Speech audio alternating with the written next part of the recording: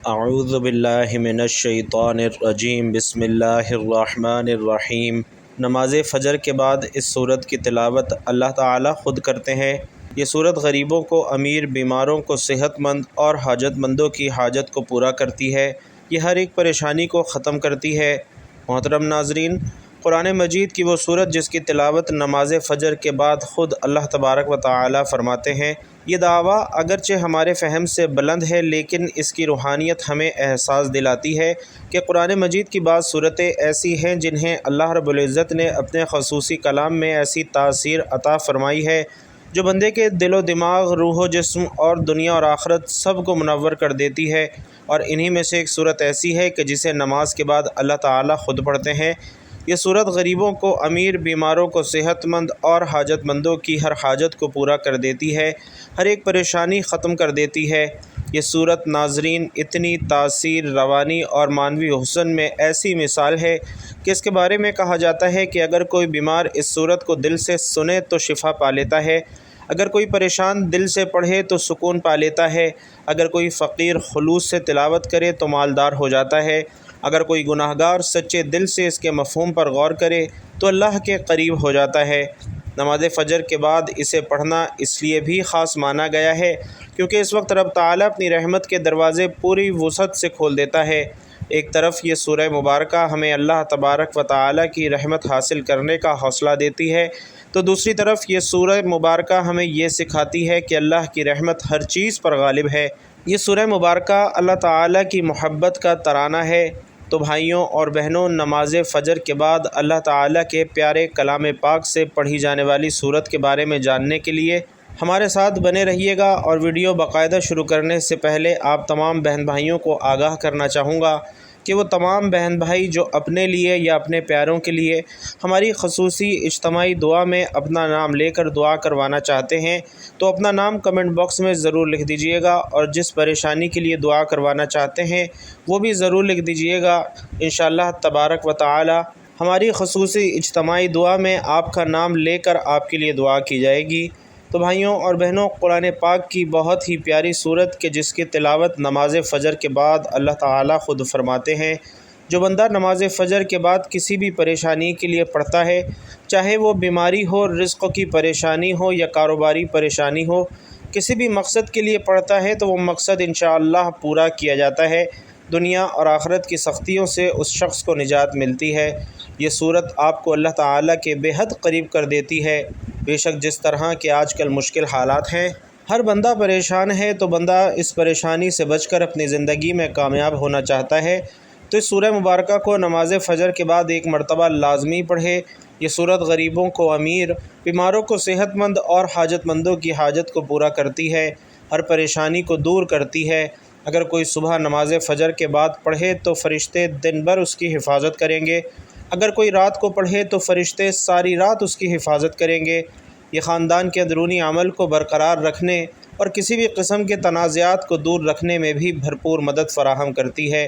یہ قرآن پاک کی وہ سورہ مبارکہ ہے کہ اس کی تلاوت اللہ تبارک و تعالی خود فرماتے ہیں، جو شخص اس کی تلاوت نماز فجر کے بعد کرتا ہے، اللہ اس سے بہت خوش ہوتے ہیں اور اسے وہ سب کچھ عطا کیا جاتا ہے جو وہ مانگتا ہے، جس کی وہ خواہش رکھتا ہے۔ تو ناظرین، بہت آسان سا عمل ہے، معجزات کو دیکھنے والا عمل ہے۔ یہی خاص عمل ہے جو دولت کو فوری طور پر اور غیبی طریقے سے آپ کے پاس لانے والا عمل ہے۔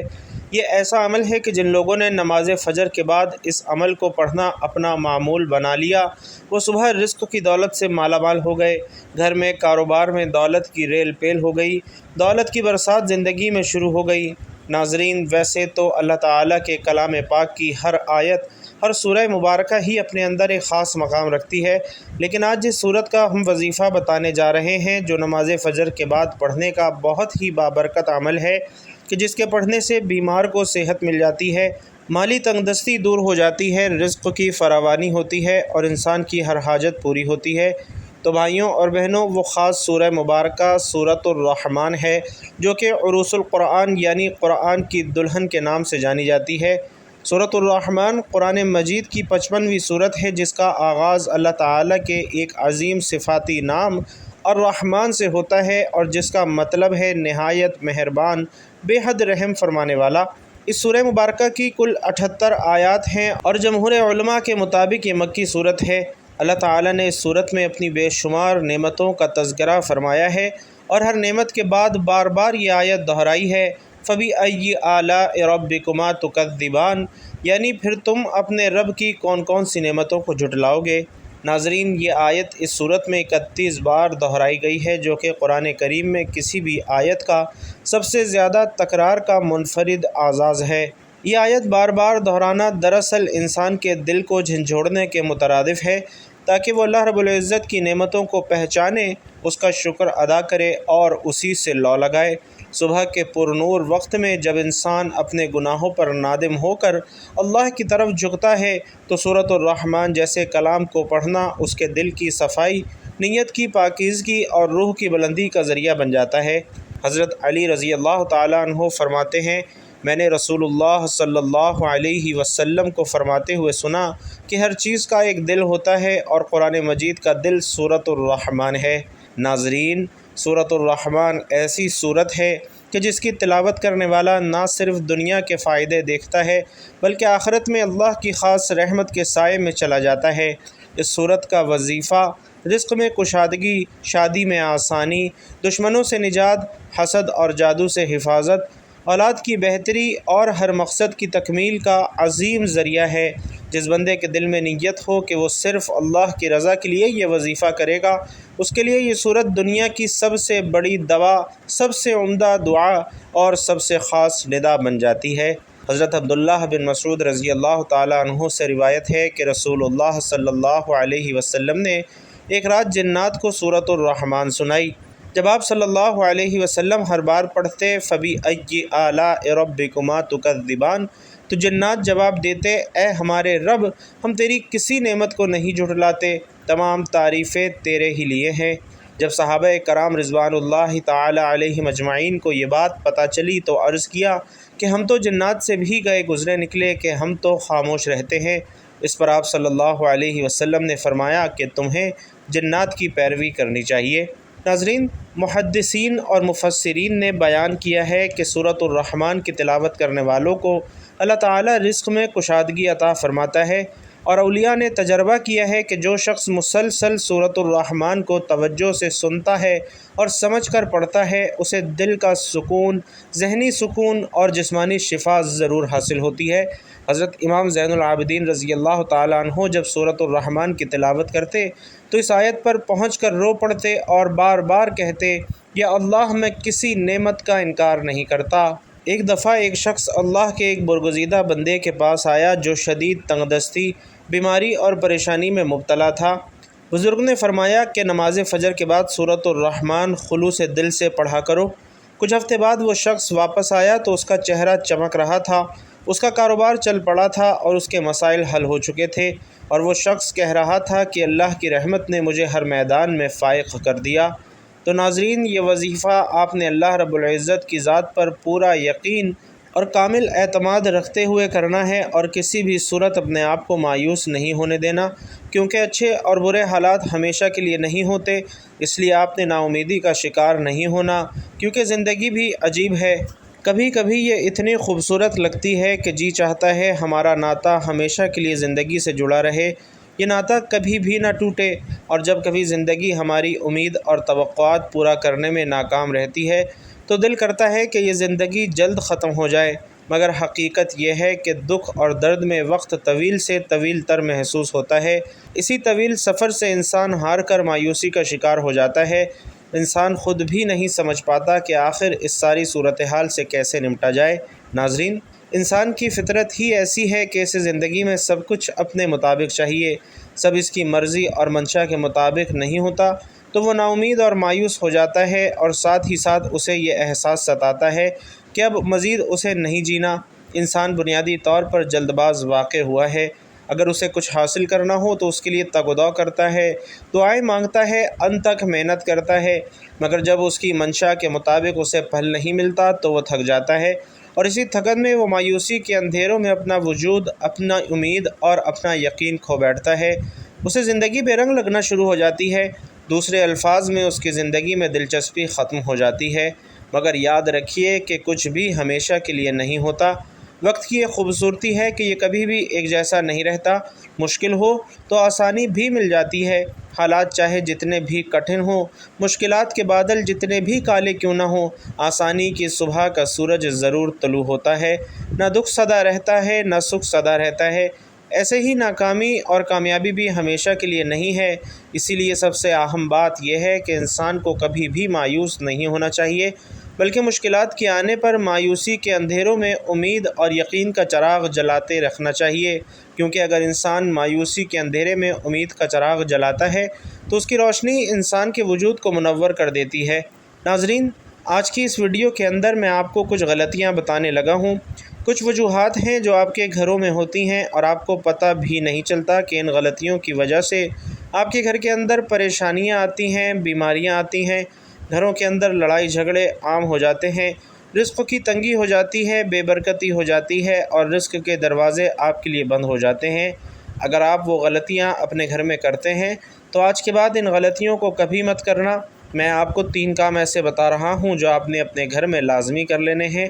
اب جو گھر کے اندر پریشانی ہے وہ انشاءاللہ ہمیشہ کے لیے ختم ہو جائے گی، لڑائی جھگڑے ہمیشہ کے لیے ختم ہو جائیں گے، رزق کی کمی ہے، بیماری ہے یا کسی بھی قسم کا مسئلہ ہے، انشاءاللہ فوری طور پر حل ہوگا۔ کچھ لوگ یقین نہیں رکھتے اور کہتے ہیں کہ ہمیں تو کچھ نہیں ملا۔ وہ کہتے ہیں کہ ہماری تو کبھی قسمت نہیں بدلے گی، ہمارے تو دن نہیں بدلیں گے اور ہم ایسے ہی غریب رہیں گے۔ تو ناظرین، آپ کو وہ غلطیاں بتا رہا ہوں جو آپ وظیفہ کرتے وقت ضرور کرتے ہوں گے۔ سب سے بڑی غلطی کیا ہے کہ آپ لوگ اکثر وضو نہیں کرتے، نماز عام طور پر نہیں پڑھتے، قرآن کی تلاوت بھی نہیں کرتے، جبکہ میں ہر ویڈیو میں یہ بات کہتا ہوں کہ کوئی بھی عمل، کوئی بھی وظیفہ نماز کے بغیر مکمل نہیں ہوتا، نماز کے بغیر کچھ بھی نہیں ہوتا، کوئی بھی وظیفہ کام نہیں کرتا۔ تو یہ غلطی آپ کی یہ ہے کہ آپ لوگ نماز پڑھے بغیر ہی وظیفہ کرنا شروع کر دیتے ہیں۔ دوسری غلطی یہ ہے کہ جب آپ وظیفہ شروع کرتے ہیں تو جو آپ کے آس پاس ہوتا ہے آپ اس سے باتیں کرتے ہیں، اشارتاً بھی کرتے ہیں اور اسے بھی بتا دیتے ہیں کہ میں یہ عمل کر رہا ہوں، اس کام کے لیے وظیفہ کر رہا ہوں، اسی لیے آپ کا عمل مکمل نہیں ہوتا اور آپ کا وظیفہ ٹوٹ جاتا ہے۔ تو آج کے بعد ان غلطیوں کو نہیں دہرانا۔ وظیفہ کرنے کا صحیح طریقہ یہ ہے کہ آپ نے باوضو ہو کر وظیفہ کرنا ہے، نماز پڑھنی ہے اور جب نماز پڑھ لیں تو اسی جگہ پر آپ نے بیٹھے رہنا ہے جہاں آپ کو لگتا ہے کہ میرے پاس کوئی نہیں آئے گا، اور جب آپ کے پاس کوئی نہ آئے تو پھر آپ کی توجہ اپنے وظیفے کی طرف ہوگی۔ اب آپ نے وظیفہ شروع کرنا ہے اور پھر وظیفہ ختم ہونے سے پہلے ہی اللہ تعالیٰ کا معجزہ دیکھ لینا ہے۔ انشاءاللہ آپ کی خالی جھولی اسی وقت بھر جائے گی جب آپ بند کمرے میں جائے نماز کے اوپر بیٹھ کر 3 مرتبہ درود شریف پڑھیں گے۔ اب میں آپ کو وظیفہ بتا رہا ہوں، کوشش کرنی ہے کہ آج اس وظیفے کو اپنے پاس لکھ کر رکھ لیں۔ آپ نے سب سے پہلے 3 مرتبہ درود پاک پڑھنا ہے۔ درود شریف تو ویسے بھی کثرت کے ساتھ پڑھتے رہا کریں، چلتے پھرتے، اٹھتے بیٹھتے، دکان پر بیٹھے ہیں، چاہے اپنے گھر میں بیٹھے ہیں، کہیں آ رہے ہیں، کہیں جا رہے ہیں، درود پاک کثرت کے ساتھ پڑھتے رہا کریں۔ اس سے آپ کو بہت زیادہ فائدہ ہوگا۔ درود پاک کا ایک بہت بڑا فائدہ یہ ہے کہ اس کی برکت سے بندوں کو اللہ تبارک و تعالی اور اس کے پیارے محبوب صلی اللہ علیہ وسلم کا قرب حاصل ہوتا ہے، اور اس کے محبوب صلی اللہ علیہ وسلم کا قرب حاصل ہوتا ہے۔ ترمذی شریف میں حضرت ابن مسعود رضی اللہ تعالیٰ عنہ سے روایت ہے کہ رسول اللہ صلی اللہ علیہ وسلم نے فرمایا، قیامت کے روز مجھ سے سب سے زیادہ قریب یا میری شفاعت کا سب سے زیادہ حقدار وہ ہوگا جس نے مجھ پر سب سے زیادہ درود پڑھا ہوگا۔ حضرت ابو ہریرہ رضی اللہ تعالیٰ عنہ بھی روایت کرتے ہیں کہ رسول اللہ صلی اللہ علیہ وسلم نے فرمایا کہ جو بھی مجھ پر سلام بھیجتا ہے تو اللہ تعالیٰ میری روح کو اس کی طرف متوجہ فرما دیتا ہے حتیٰ کہ میں اس کا جواب دیتا ہوں۔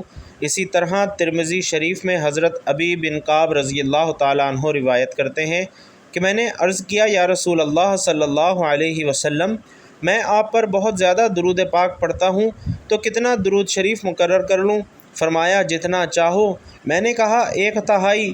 فرمایا جتنا چاہو، لیکن اگر درود شریف بڑھا دو تو تمہارے لیے بہتر ہے۔ میں نے کہا آدھا حصہ۔ فرمایا جتنا چاہو، لیکن اگر بڑھا دو تو تمہارے لیے بہتر ہے۔ میں نے عرض کیا 2/3 حصہ۔ فرمایا جتنا چاہو، لیکن اگر درود شریف بڑھا دو تو تمہارے لیے بہتر ہے۔ میں نے عرض کیا کہ میں سارا وقت ہی درود پاک پڑھوں گا، تو فرمایا کہ تب تمہارے غموں کو کافی ہوگا اور تمہارے گناہوں کو مٹا دے گا۔ اسی طرح ترمذی شریف میں حضرت علی رضی اللہ تعالی عنہ روایت کرتے ہیں کہ پیارے آقا صلی اللہ علیہ وسلم نے فرمایا کہ بڑا کنجوس ہے وہ شخص جس کے سامنے میرا ذکر ہو اور وہ مجھ پر درود شریف نہ بھیجے۔ تو بھائیوں اور بہنوں، ایک پیارا اور مختصر سا درود صلی اللہ علیہ وآلہ وسلم کمنٹ باکس میں پیارے آقا کے لیے ضرور لکھ دیجئے۔ ترمذی شریف میں ہی حضرت عمر فاروق رضی اللہ تعالیٰ عنہ سے مروی ہے کہ آپ نے فرمایا، دعا آسمان اور زمین کے درمیان ٹھہری رہتی ہے، اس سے کچھ اوپر آسمان کی طرف نہیں چڑھتی جب تک کہ تم اپنے نبی صلی اللہ علیہ وسلم پر درود پاک نہ بھیجو۔ حضرت علی رضی اللہ تعالیٰ عنہ فرماتے ہیں کہ اللہ تعالیٰ نے جنت میں ایک درخت پیدا کیا جس کا پھل سیب سے قدرے بڑا، انار سے قدرے چھوٹا، سیب سے زیادہ نرم، شہد سے عمدہ شیریں، مشک سے زیادہ خوشبو رکھنے والا، شاخ مروارید کی، تنا سونے کا، پتے زبرد کے، اور یہ نبی کریم صلی اللہ علیہ وسلم پر صلاۃ و سلام پڑھنے والوں کے لیے مختص ہوگا، اس کے علاوہ نہ اسے کوئی دیکھ پائے گا۔ حضور سید عالم صلی اللہ علیہ وسلم نے فرمایا کہ جو مجھ پر درود بھیجتا ہے اس پر فرشتے درود بھیجتے ہیں، خود خدا اپنی شان کے مطابق درود بھیجتا ہے، جس کے باعث تمام آسمان اور زمین والے درود بھیجتے ہیں، بلکہ درخت، چرند، پرند، غرض یہ کہ کوئی ایسی چیز باقی نہیں رہتی جو درود نہ بھیجتی ہو۔ سید الانبیاء حضرت محمد مصطفیٰ صلی اللہ علیہ وسلم نے فرمایا کہ جب کوئی آدمی مجھ پر درود شریف پڑھتا ہے تو منادی پکار کر کہتا ہے کہ اللہ تعالیٰ اس کے بدلے تجھ پر 10 بار درود بھیجے۔ آسمان والے یہ سن کر کہتے ہیں کہ تیرے درود شریف کے بدلے 100 بار تجھ پر رحمت فرمائے۔ تو ناظرین، درود پاک کثرت سے پڑھتے رہا کریں تاکہ دنیا اور آخرت دونوں جہانوں میں کامیابی حاصل کر سکیں۔ آئیے خیر و برکت اور ثواب کی نیت سے ایک مرتبہ مل کر بھی درود پاک پڑھ لیتے ہیں۔ اللہم صلی علی محمد وعلی آل محمد کما صلیت علی ابراہیم وعلی آل ابراہیم انک حمید مجید۔ اللہم بارک علی محمد وعلی آل محمد کما بارکت علی ابراہیم وعلی آل ابراہیم انک حمید مجید۔ تو بھائیوں اور بہنوں، جب آپ باوضو ہو کر نماز فجر ادا کر لیں، درود پاک پڑھ لیں، تو اس کے بعد قرآن پاک کی اس بابرکت سورہ مبارکہ یعنی سورۃ الرحمن کی تلاوت کر لینی ہے۔ اسے مکمل توجہ، دھیان اور یکسوئی کے ساتھ پڑھنا ہے۔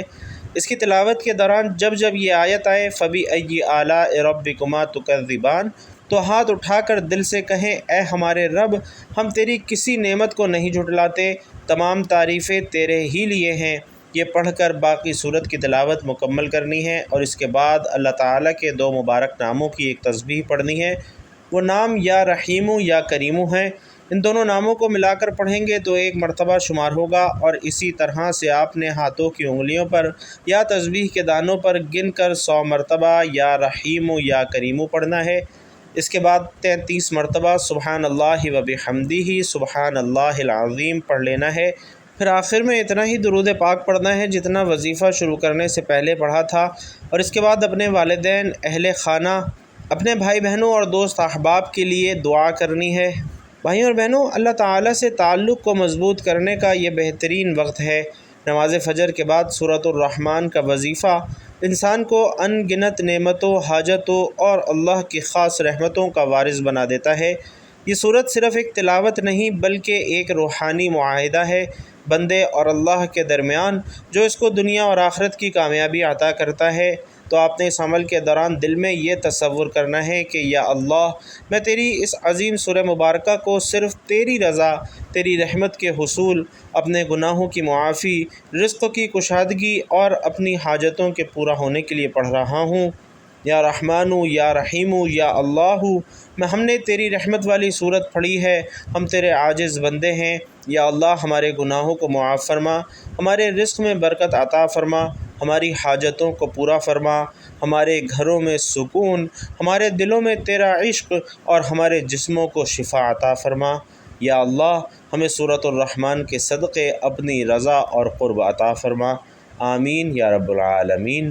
بھائیوں اور بہنوں، آخر میں پھر یاد دلاتا چلوں کہ آپ میں سے جو بھائی بہن اپنے لیے ہماری خصوصی اجتماعی دعا میں اپنا نام لے کر دعا کروانا چاہتے ہیں، وہ کمنٹ باکس میں اپنا نام ضرور لکھ دیجئے۔